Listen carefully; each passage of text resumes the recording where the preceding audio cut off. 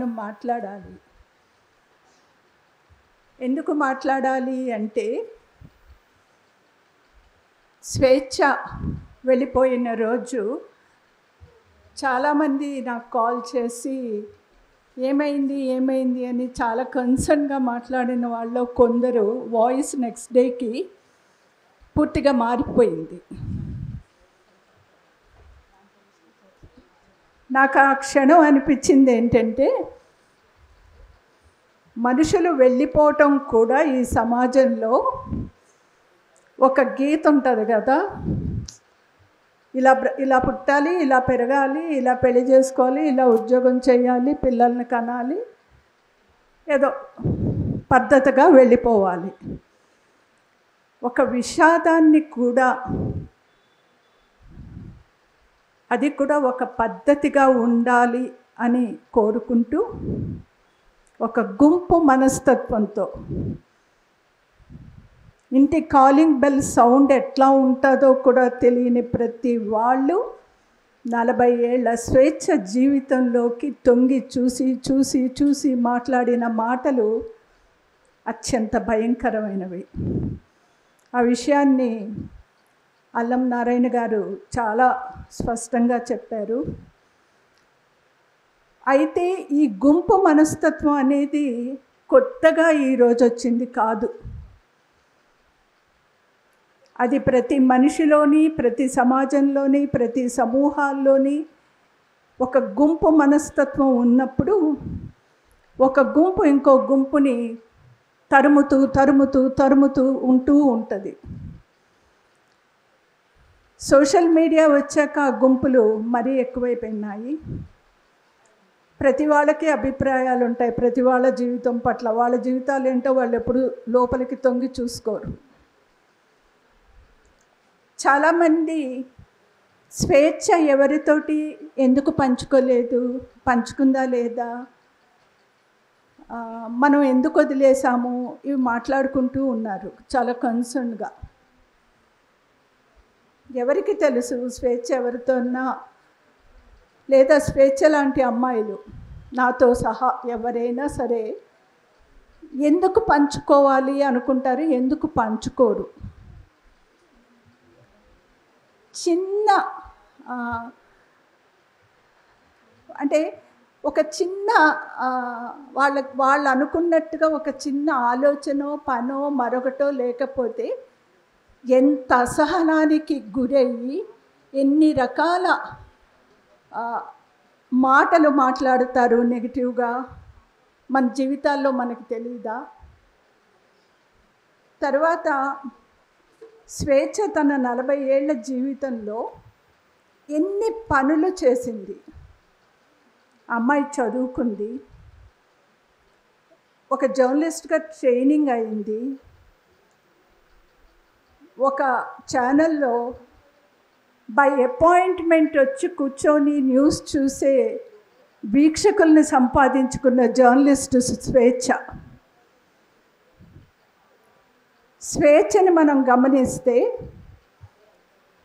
స్వేచ్ఛకి అంటే మనకి చాలామందికి ఒకటి ఉంటుంది, భావుకత్వం ఉంటే సమాజంలో ఉండే విషయాల మీద అవగాహన ఉండదో, పట్టింపు ఉండదో అన్నది ఒక ముద్ర. లేదు, ఈ రెండు ఉన్నవాళ్ళు అంటే సౌందర్యాన్ని ప్రేమించే వాళ్ళకి నడుస్తున్న జీవితం తెలీదు అన్నది ఇంకొక ముద్ర. ఇన్ని ముద్రలు వేస్తారు. అంటే చాలామందికి ఏమంటారంటే, స్త్రీలు సపోజ్ వాళ్ళు ఫెమినిస్టులు అనుకోండి, నేను రాస్తా, ప్రకృతి మీద చాలా పొయిట్రీ రాస్తా, ప్రేమ కవిత్వం రాస్తా, నువ్వు ఫెమినిస్టు కదా ఇట్లా ఎందుకు రాస్తావు అంటారు ఒకళ్ళు. మరొకళ్ళు ఏమంటారు, నువ్వు ఇంత మంచి పొయిట్రీ రాస్తావు కదా, అన్ని ప్రశ్నలతో ఆ కథలు ఎందుకు రాస్తావు, నువ్వు ఫెమినిస్టు కాదంటారు. అంటే ప్రతి వాళ్ళకి మన మీద ఒక హక్కు ఉంటుంది అన్నమాట. నువ్వేంటి అన్నది మనల్ని మనం ఆలోచించుకొనియరు, మనల్ని మనం ప్రాసెస్ చేసుకొనియరు. వాళ్ళ ఆలోచనలకి, వాళ్ళ ఆకాంక్షలకి, వాళ్ళ పెత్తనాలకి మనం తలంచో తలెత్తో వాళ్ళ పక్కనో వెనకనో నడుస్తూ ఉంటే ప్రతి వాళ్ళు భుజాలు అందిస్తూ ఉంటారు.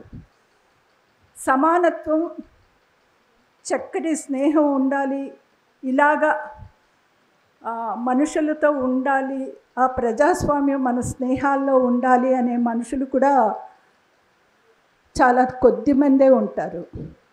ఆ కొద్దిమంది మనకు ఎప్పుడో ఎక్కడో ఏదో తారసపడినప్పుడు మనం కొన్ని విషయాలని పంచుకుంటాం. స్వేచ్ఛలో చాలా అసలు అమ్మాయి వాల్ చూస్తే తెలుస్తుంది. ఒక వర్షం వస్తే ఒక ఫోటో తీసి పెడుతుంది, ఓ పువ్వు వికసిస్తే ఫోటో తీసి పెడుతుంది, ఒక రీల్ చేస్తుంది, వర్షంలో మైమరిచిపోయి నిలబడి ఉంటుంది కొండల వెనకాల కోనల వెనకాల. ఎంత సౌందర్య ప్రేమికురాల అమ్మాయి, ఎంత సున్నితమైన మనసు ఆ పిల్లది. కానీ ప్రశ్నించాలి అనుకున్నప్పుడు స్వేచ్ఛ ఎంత గట్టిగా వ్యక్తీకరించగలదో మనం మాటల్లో విన్నాం. ఈ స్టేజ్ మీదే ఉండే ఆ అమ్మాయిని చూస్తున్నాం. స్వేచ్ఛ చాలా ధైర్యవంతురాలు, స్వేచ్ఛ ప్రశ్నించగలదు, ఏది ప్రశ్నించాలో తెలుసు. నా పరిచయంలో నేను స్వేచ్ఛ దగ్గర ఎప్పుడూ ఎట్లాంటి గాసిప్పు చూడాల. ఎంత గొప్ప హృదయం అంటే అమ్మాయిది. నేను చాలా ప్రేమిస్తా స్వేచ్ఛని, స్వేచ్ఛ కూడా నన్ను చాలా ప్రేమిస్తుంది. ఎంతంటే మా ఇంటికి వచ్చినప్పుడు మేము పోయిట్రీ గురించి మాట్లాడుకునేవాళ్ళం. తన పోయిట్రీ చదివి వినిపించేది, లేదా నా షెల్ఫ్లోంచి ఒక పుస్తకం తీసి తనకు నచ్చిన ఒక పోయిట్రీ చెప్పేది. ఎంత గొప్ప టేస్ట్ అమ్మాయిది. ఒక టీవీ ముందు నిలబడి కూర్చొనో న్యూస్ చదవాలంటే వాళ్ళని వాళ్ళు ఎంత బాగా ప్రాసెస్ చేసుకోవాలి, ప్రజెంట్ చేసుకోవాలి, ఎంత డిసిప్లిన్ ఉంటే ఆ పని చేయగలుగుతారు. నైట్ డ్యూటీ అయినా, మార్నింగ్ డ్యూటీ అయినా, మరొక డ్యూటీ అయినా, అమ్మాయి టైం ఎంత డిసిప్లిన్ ఉంటుందో ఆ టైం విషయంలో టైంకి వెళ్తుంది. పోయిట్రీ స్వేచ్ఛలో సాహిత్యం పట్ల ఉన్న ఆసక్తి, ఎంత ఆసక్తితో ఉండేది అమ్మాయికి. ఈ పుస్తకం వేసినప్పుడు నన్ను స్పీకర్గా మాట్లాడమని అడిగినప్పుడు ఆ పోయిట్రీ అంతా చదివి తనతో మాట్లాడి ఆ ఫంక్షన్కి కూడా వెళ్ళి మాట్లాడినప్పుడు, స్వేచ్ఛ నీకున్న ఆ ఇన్నర్ సర్చ్కి అమ్మాయిలో ఎప్పుడూ ఒక వెతుకులాట ఉంటుంది. కథల్లో రాయటానికి ప్రయత్నించు, అది చాలా ప్రాసెస్ చేసుకోవడానికి, మన అంతరంగాన్ని మనం ప్రక్షాళన చేసుకోవటానికి ఒక ఒప్పుదల రావటానికి మనకు అవకాశం ఉంటుంది. అంటే రాస్తాను అనేది నేను మీటూ వేస్తున్నప్పుడు చాలామందిని అడిగిన అందరూ ఆల్మోస్ట్ నాకు ఇచ్చారు. స్వేచ్ఛ కూడా ఆ కథ ఇచ్చింది, మీటూ కథ. 2 minutes అన్నా, మధ్యలో పోయింది కదా. అప్పుడప్పుడు ఇట్లా కొల్లగొట్టాలి కావాల్సిన వాళ్ళ కోసం, తప్పదు. సో తను ఒక కథ రాసింది. స్వేచ్ఛ చాలా ఫ్రీక్వెంట్గా నేను రాసిన కథల్లో ఒక కథని పొద్దాక చెప్తా ఉండేది. అది the loss of innocence. The loss of innocence కథ వచ్చినప్పుడు యంగ్స్టర్స్ అందరూ ఆ కథని చాలా మెచ్చుకున్నారు, చాలా విషయాలు చెప్పారు, చాలా పంచుకున్నారు. కానీ చాలామంది తల్లిదండ్రులు చాలా కంగారు పడ్డారు, హర్ట్ అయ్యారు. ఇలా ఉండదండి సిచ్యుయేషన్స్ అని ఫేస్బుక్లో, కథా గ్రూప్స్లో వీటిలో చాలా చాలా విరుచుకుపడ్డారు. కొంతమంది మృదువుగా కూడా చెప్పారు. నాకు అప్పుడు ఏమనిపించిందంటే, స్వేచ్ఛకి ఇప్పుడు 25 కదా, 40 కదా, గ్లోబలైజేషన్ తర్వాత వచ్చిన సంక్షోభాల్లో పిల్లల గురించి పేరెంట్స్కి వర్క్ ప్లేస్లో ఏం జరుగుతుంది, బయట ప్రపంచంలో ఏం జరుగుతుంది, మనం వెళుతున్న ప్రతి చోట వాళ్ళ జీవితాల్లో ఏం జరుగుతున్నాయి అని ప్రాసెస్ చేసుకునే శక్తి, ఆ అనుభవము చాలామంది పేరెంట్స్కి లేదు. ఎందుకు లేదు అంటే అప్పటి వరకు పెరిగొచ్చిన వాతావరణం, చూసిన వాతావరణాలు వేరు. 20 అంటే గ్లోబలైజేషన్ స్టార్ట్ అయ్యాక మన జీవితాల్లో వచ్చిన మార్పుల్లో ప్రధానమైన మార్పు, మనం అనేక శకలాలుగా విడిపడి ఉన్నాము. ఒకదానికొకటి పెద్దగా కనెక్షన్ ఉండదు. అందరం కలిసి ఉన్నట్టే ఉంటాము, కానీ కనెక్షన్స్ చాలా తగ్గిపోయి ఉంటాయి. సెల్ఫ్ సెంటర్డ్నెస్ అనేది వ్యక్తుల్లోనే కాక జీవితాల్లోకి వచ్చినప్పుడు అసలు ఎన్నెన్ని ప్రమాదాల్లోకి ఒక జనరేషన్ నడుస్తుందా అన్న ఆలోచన నాకు చాలా భయంగా అనిపిస్తూ ఉండేది. స్వేచ్ఛని మనం ఎలాగా గుర్తుపెట్టుకోవాలని నా మట్టుకు నేను అనుకున్నానంటే, స్వేచ్ఛ అడివంచు కొండ కింద మెత్తగా కురుస్తున్న శరత్కాలపు వెన్నెల. స్వేచ్ఛ జ్ఞాపకాలు మనందరికీ చాలా ఉండొచ్చు. స్వేచ్ఛ జీవితాన్ని అమ్మాయి ఏం చేయలేదు, లేదా అమ్మాయి చాలా కన్ఫ్యూజ్ అయింది, లేదా అమ్మాయి చాలా గందరగోళానికి లోనయ్యింది, ఇట్లాంటివి అందరూ చాలామంది మాట్లాడుతూ ఉన్నారు. కన్సర్న్గా మాట్లాడుతున్నారు, కన్సర్న్ లేకుండా కూడా జడ్జిమెంట్లుగా మాట్లాడుతూ ఉన్నారు.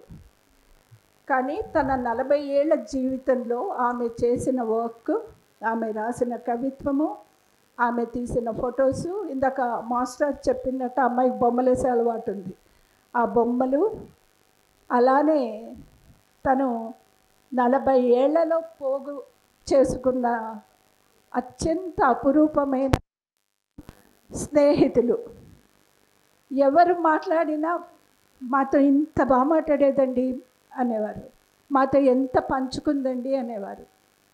వెన్నెల అందరి మీద ఒక్కలాగే కురిసినట్టు స్వేచ్ఛ మనసు స్నేహం విషయంలో అందరితో ఒక్కలానే ఉంటుంది, ఎక్కువ కాదు తక్కువ కాదు. అటువంటి స్వేచ్ఛకి చాలా సంతోషంగా ఉండాల్సిన జీవితం నుంచి అందరికీ విషాదాన్ని పంచుతూ తను తప్పుకుంది. ఎవరికి వాళ్ళు అందులోంచి మనం ఏమి నేర్చుకోవాలి, మనకున్న అలవాట్లలో ఏవి మనం శుభ్రంగా తుడిపేసుకోవాలి, తుడిపేసుకొని మేము ఉన్నాం నీకు అనే భరోసాని అందరికందరూ ఇవ్వాలి. ముఖ్యంగా ఒక డిజైన్డ్ లైఫ్లో లేకుండా జీవితం నడుస్తున్న వారి పట్ల వీళ్ళనైతే ఇవి అనొచ్చు, వీళ్ళని ఏమైనా అనొచ్చు, ఎలా అయినా సరే వాళ్ళని జడ్జి చేయొచ్చు అనే మనస్తత్వంలో కనీసం 2 అక్షరాలనన్నా తుడుచుకుంటే ఆ అమ్మాయి జీవితానికి అందరూ ఇచ్చే ఒక గౌరవం అని నేను అనుకుంటున్నాను. స్వేచ్ఛని ప్రేమిస్తూ ముగిస్తున్నాం.